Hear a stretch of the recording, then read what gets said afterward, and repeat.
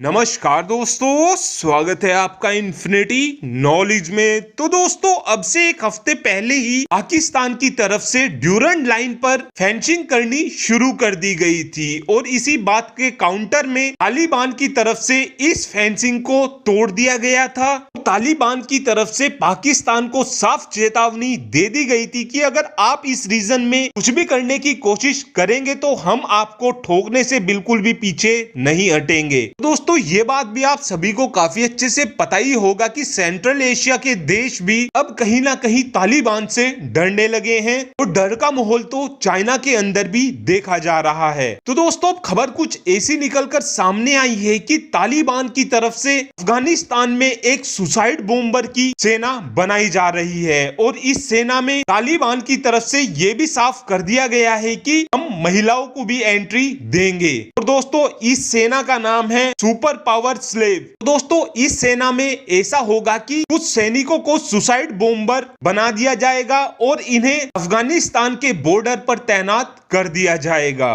दोस्तों, इस बात को लेकर अब दुनिया भर की टेंशनें बहुत ज्यादा बढ़ी हुई हैं, क्योंकि अगर आने वाले टाइम में चाइना या पाकिस्तान की तरफ से कुछ भी गलती अगर अफगानिस्तान के बॉर्डर पर करने की कोशिश की जाएगी तो इन सुसाइड बॉम्बर की मदद से तालिबान पाकिस्तान और चाइना को दबाकर ठोकने वाला है। दोस्तों, सबसे स्पेशल बात तो ये रही है कि तालिबान की तरफ से ये कहा गया है कि ये एक प्रोफेशनल सुसाइड बॉम्बर होने वाले हैं और इन सुसाइड बॉम्बर की मंथली सैलरी भी दी जाएगी और साथ साथ इनको रिटायरमेंट के बाद भी पेंशन ऑफर की जाएगी। दोस्तों, आपको बता दें कि सबसे पहला सुसाइड बॉम्बर हमें रशिया में मिला था और वर्ल्ड वॉर 2 के दौरान सुसाइड बॉम्बरों ने एक अहम भूमिका निभाई थी। तो दोस्तों, वर्ल्ड वॉर 2 के दौरान हुआ कुछ ऐसा था कि चाइना और जापान की तरफ से ऐसे ही सुसाइड बॉम्बर बनाए जा रहे थे और वर्ल्ड वॉर 2 में जब जापान चाइना के साथ लड़ रहा था तो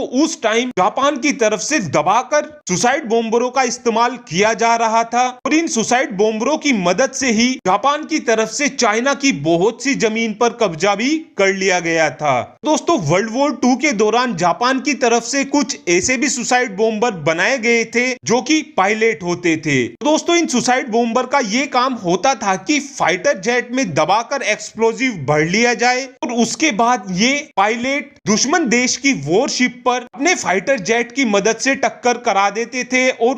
उस वजह से दुश्मन देश की वॉरशिप पूरी तरीके से तबाह हो जाती थी और उस दौरान जापान के इन सुसाइड बॉम्बर ने करीब 500 वॉरशिप को तबाह कर दिया था। और अब तालिबान की तरफ से इस सुसाइड बॉम्बर को बनाने के पीछे ये तर्क दिया गया है कि इन सुसाइड बॉम्बर को हम इसलिए बना रहे हैं क्योंकि फिलहाल के टाइम में इस्लामिक स्टेट खुरासान की तरफ से भी कुछ ऐसा ही किया जा रहा है। तालिबान की तरफ से कहा गया है कि इस्लामिक स्टेट खुरासान को काउंटर करने के लिए ही हम इस तरीके के सुसाइड बॉम्बर की आर्मी बना रहे हैं। खैर दोस्तों, कुछ भी हो, अब ये देखना अहम होगा कि दुनिया भर के देशों का इस बात के पीछे क्या रिएक्शन आता है। Thanks for watching this video.